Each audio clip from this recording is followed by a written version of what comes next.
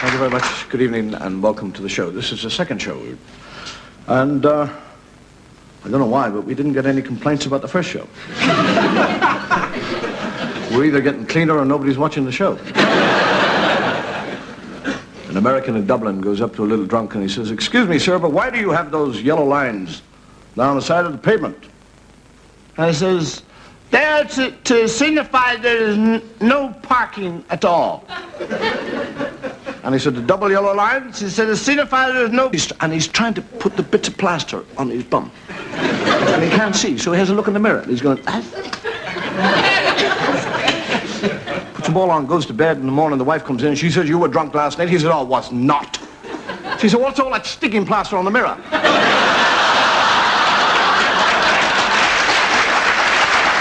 You heroes are, you don't like to talk about it, do you? He said, "No." He said, "I'm not really brave." He says, "Well, all right then. Tell us, how did you get that first medal?" He said, "Well, I got that one by a mistake. Complete mistake. I mean, they thought I was somebody else and they gave me the medal." He says, "All right, I'll go with that one. But how did you get all the others?" He said, "Well, I got all the others because I got that one."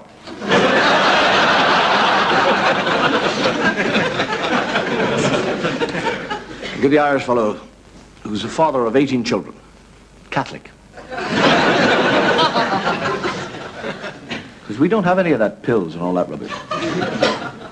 We are allowed to have sex, but we are not allowed to enjoy it. Oh, very good. Anyhow, this fellow's got 18 children. And he says to his wife, he said, "If you have another child," he said, "I'm going to hang myself." "I will." And a year later, she has another one. And he said, "I'll hang myself." He said, "No, I won't. I'll give myself a reprieve." "But if it happens again, I'll hang myself." And a year later, she has another child. And he says, "Get a wood." So he said, "Oh, I got brick. I got big brick." He gets a big brick. Holds it up in front of the dog and says, "Karate expert. Karate expert. Ha!"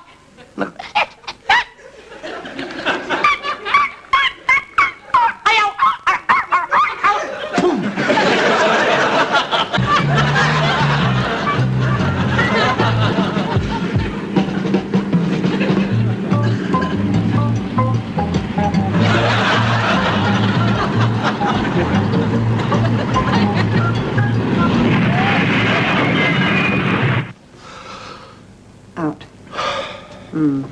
Okay. You can do your shirt up now. Sure. Do you smoke? No, thanks. I just had one. 6,000, no, 7,000. 7,000 pounds. 7.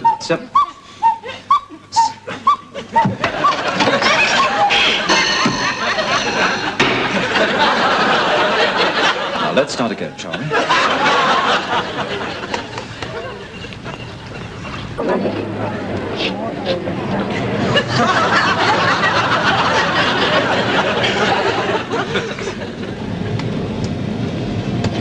I help you? Coffee, cheers.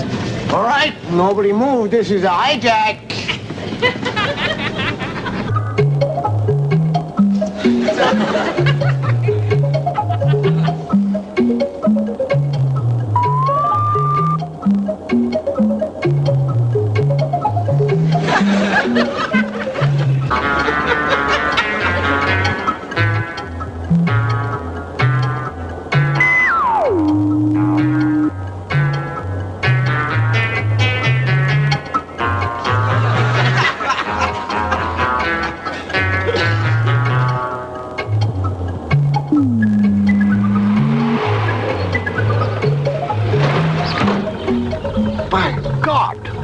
Cavemen. And those fools laughed at my machine. I'm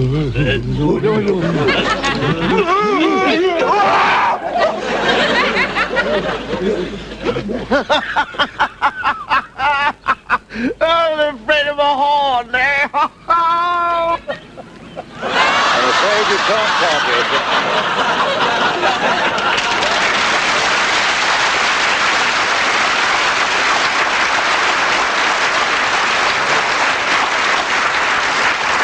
Well, if that old man with that box can go back in history, why can't we? Well, we can, and we will.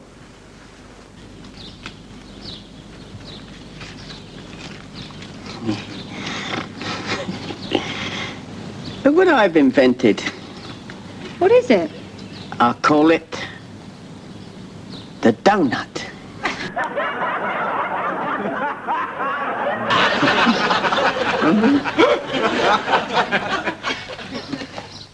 Tell me, sire, a thing that I have always been curious about. Why do they call you the Black Prince? I've no idea, man. 3 to the south. You ready, lads? Right over. What shall we do with it?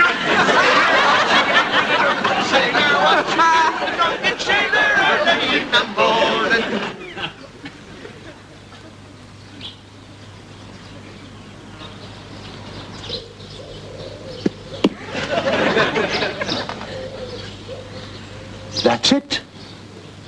That's it.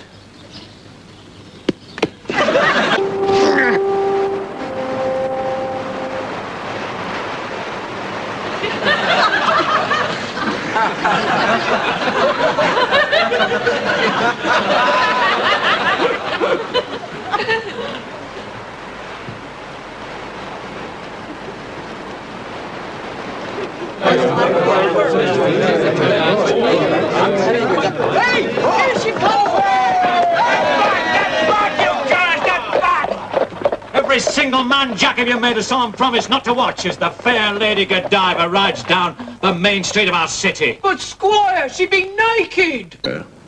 Was found in his bed, dead, with terrible marks upon his neck and his eyes wide open. And the doctor said that the marks had nothing to do with his death, but that the man had died of fright. And I scoffed, foolishly. And it came about with a few more drinks and everything else that I accepted a dare or a bet that I would stay the night in the cottage beside the graveyard. And I went there, and we agreed that the door would be locked, and I would stay in there till first light. And I was locked in. And I don't know really what happens, but I think a great deal of fear is in one's mind. It was dank, it was cold. The effects of the booze began to wear off. And I began to think, what in the name of God are you doing? And I felt, I don't know what it was an instinct, it was something stronger than me, pulled me towards this bed where this man had died. And I went to sleep, a limbo sleep. And I woke. What time? I have no idea. The candle had burned down. It was black. It was cold. And I felt a presence. I was completely sober by then and utterly terrified. The hackles on the back of my neck had begun to rise. I was paralyzed by a presence of fear, and I felt something on my chest begin to move. It crept slowly up my chest, and I couldn't move. It came.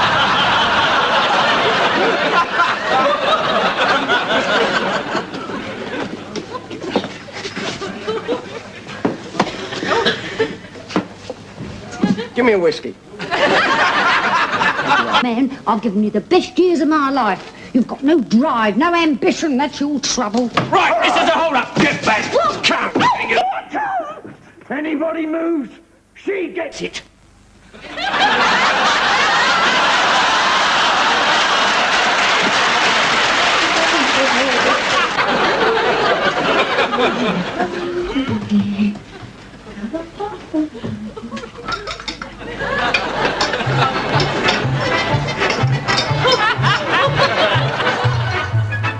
Every comedian has his own sense of humor. He likes to tell gags in that vein. My sense of humor is comprised around 5 subjects: life, death, drinking, religion, and English. So if anybody knows a gag about an English priest who lived and died, would you kindly tell me about it, please? Strange gags that kind of tickle one's fancy. This story... You don't answer. You will tell us eventually. What unit do you belong to? Why did you come to Germany? What did you get in here? How? Why and what? I will continue to ask you. Why? How and what? And kindly stop hitting me when I'm asking you.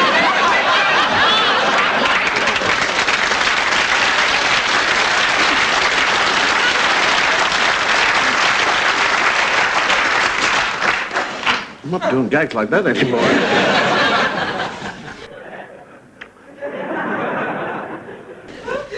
You get a fellow who all his life has been left with 2 choices. Everything he's wanted to do, he's been given a choice in. He had a choice of going to 2 universities, Cambridge or Oxford. And he picked the wrong one and went to Oxford. He had a choice of taking 2 degrees, and he chose the wrong one. He had a choice of 2 girls, and he chose the nag. He had a choice of 2 jobs. He picked the one without the possibilities of 20,000 feet up. The captain comes through and he said, "I'm terribly sorry, we've just lost engines 2, 3, and 4, and 1 will go in the next 7 minutes." The fellow drops on his knees and says, "St. Francis, help me!" And a voice from heaven said, "St. Francis of Assisi or St. Francis of Xavier?" What, soldier? What happened, soldier? It was a massacre, sir. The men didn't stand a chance. The Sioux Indians wiped out the whole platoon. They captured me, but they didn't kill me. Why not? Red Arrow sent me back with a message, sir. 8 days. 8 days of riding without drinking. Sure, get on with it, Kincaid. Get on. The heat and the dust. Yeah, but what was Red Arrow's message, soldier?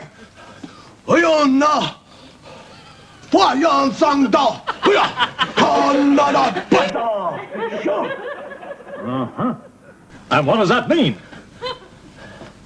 I don't know, sir. I cannot take any more. Do you hear? If you do not stop, I'll hang myself. Hang and be damned, I faggot. Will not stop until I have found the right tempo.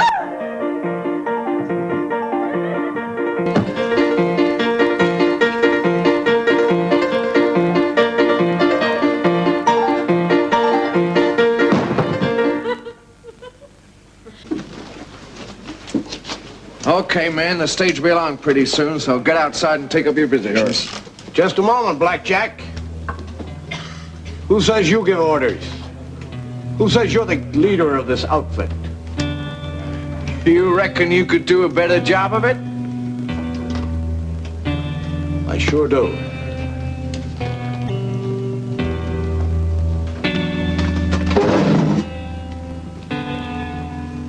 I stand with Blackjack. I stand with Blackjack. I stand with Blackjack.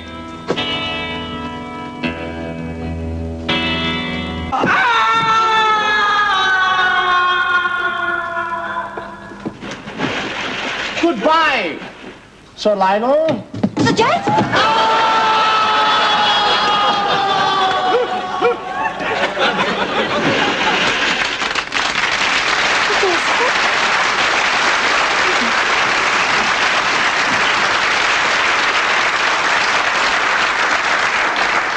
Just like a woman. There is a basic difference between men and women. If you don't know what it is by now, there's no sense of me telling you. But I actually do think, God bless the women. Where would we be without you? Free! And one of the complaints continually leveled by you live 5 years longer than us. You're surprised with all that humping and carrying. The basic difference between men and women is not physical, it's in here. It's the logic. The logic of women is bizarre. A couple of years ago, my wife bought me 2 ties for Christmas. We'll get a young lady who's getting married and goes to her mother for guidance or counsel.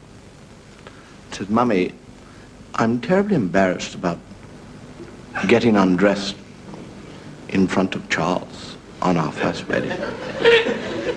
And she said, well, don't worry about it, darling, because men understand these things. Your daddy did, and I believe your granddaddy did. When they arrive in the honeymoon suite, they will look at you and they will say, oh, I appear to be, I have to go downstairs and get some cigarettes. And while they're away, then you...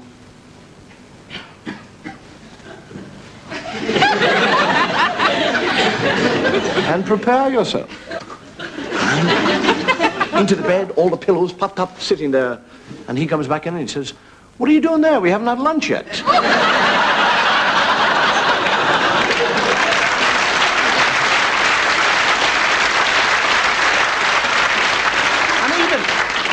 And even with making love, there's got to be intrigue.